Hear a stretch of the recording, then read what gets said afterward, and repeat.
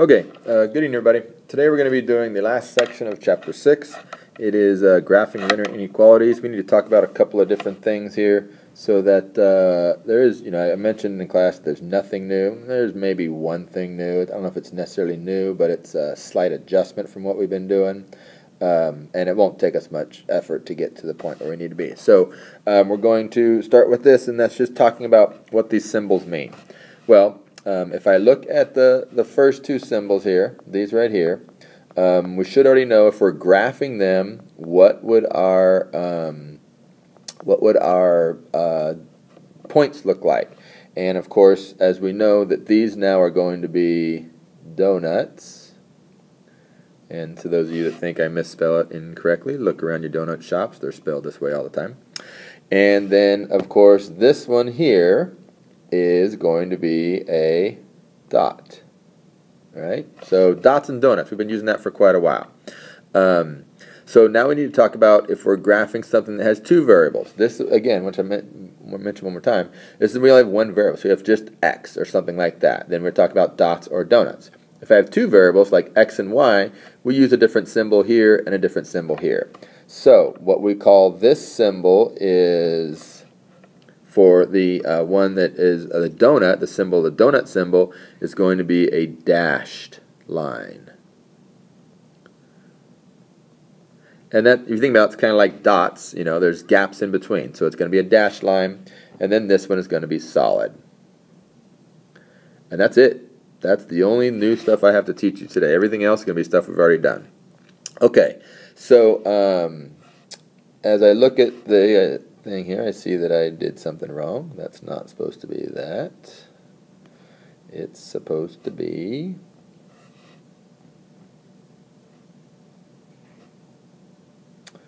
this. Okay, so now what I'm going to do first, and you hopefully can guess what the first thing I'm going to do is I'm going to change this to an equal sign, just like before. Nothing changes. So this is y equals 1/2 x plus 1. And at this point you go, oh, I know something about that. I know what that means. That means y equals mx plus b. Absolutely. So we're going to use the slope and y-intercept to graph.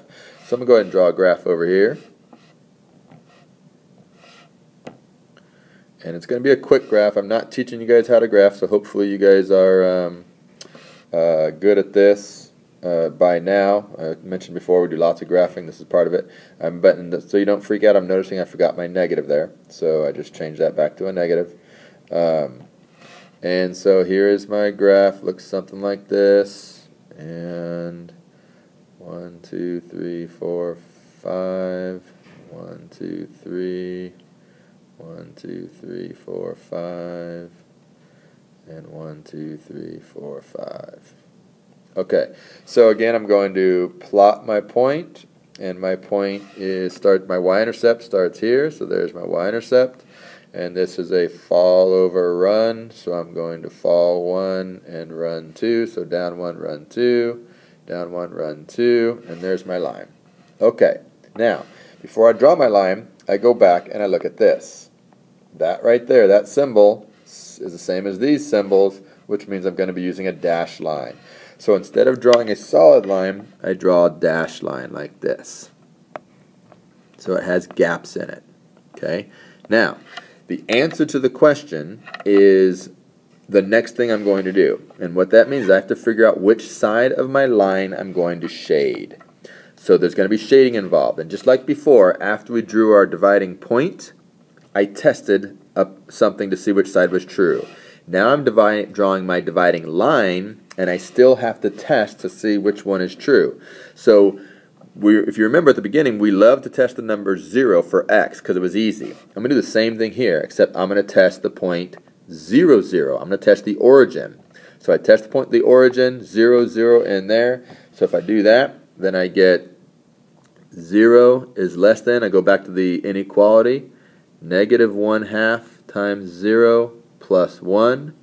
0 is less than 1, and that is true. 0 is less than 1. So what that means is that the side that has the 0, 0 is the true side, And just like we did before, we drew arrows towards the true side, or we drew lines for the true side, so I draw lines towards the true side. Since 0, 0 is true, I'm going to shade the true side of my graph. We call it shading now. We don't call it arrows, we call it shading. And it doesn't stop at the end of my line. It goes on forever and ever in both directions and forever. So that's the final answer. So the answer to this question is right here. The answer is this graph. That is the answer to the question. It's like before, the inequality was the answer. We can't write an inequality. We're done just after we're done shading. Okay. The only thing I had to show you was this right here. Dashed or solid. That's the only thing that's new. Everything else is stuff we're used to doing. We do a dashed line instead of a dot. We do a solid line instead of a donut. We do a solid line instead of a dot. Test 0, in this case we're going to test 0, 0, and then shade with the lines on which side is true, just like before. If you're used to using the process that I've shown you, today should not be that difficult. Okay, that's it. Hope you guys have a great weekend. Please make sure you finish through number 18 on that classwork today, and I will see you guys on Monday. So next problem, what we notice here is that we have a very similar type situation, except that it's not given to me in y form. So my first step should be to change to an equal sign. So 2x plus 3y is equal to 12. And now I want to get it into y form, so I'm going to go ahead and solve for y. So I'm going to subtract 2x from both sides. I get 3y is equal to negative 2x plus 12. Remember, your x should come first. And then divide both sides by 3.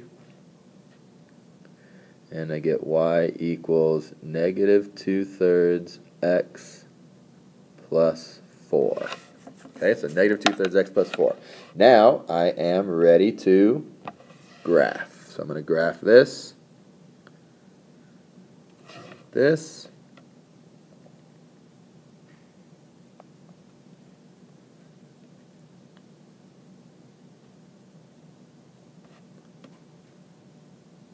there's 5. I should make this longer.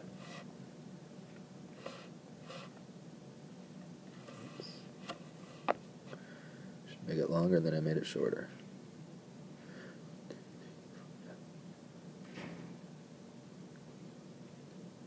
Remember, your graph should be on graph paper and much better than this. Okay, so I'm now going to graph this, and so I do what I did before, which is y equals mx plus b. Every time I write that, I start with my b. 1, 2, 3, excuse me, 1, 2, 3, 4. There's my b right there. Now I'm going to fall over run, fall, run, negative 2, 3. So I fall 2, run 3, 1, 2, 3. Fall 2, whoops, that's not good. Fall 2, 1, 2, 1, 2, 3. Fall 2, 1, 2, 3. And there's my line. Now I go back and I look at my symbol and I see that I have the equal to sign right there. So when I do that, that means it's going to be a solid line. So this time I draw a solid line.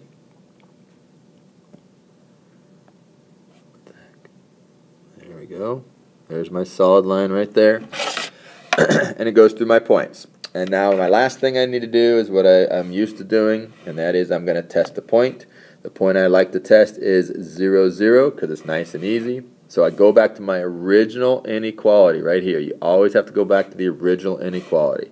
And I have 2 times 0 plus 3 times 0 is greater than or equal to 12. So I have 0 is greater than 12. And that is false. It's not true. So that means 0 is false. If 0 is false, then that means that the other side of my dividing line must be true. So if this side here is false, then that means that this side over here is true. So I always draw my lines towards the true side, which means my lines will be going in this direction this time. And remember, they don't stop where I draw my arrow. It goes on forever. So it goes in this direction, and we call this shading. So we're going to shade, in this case, the top part of the line, or the right part of the line. So the bottom half is unshaded, the top half is shaded. Okay, and again, this is the answer right here. This is the solution to the problem. The graph is the answer. Okay? Okay, that's it. That's the whole thing right there. I mentioned before that it's a brand new topic that you've never seen before that you already know how to do. The only thing I had to show you was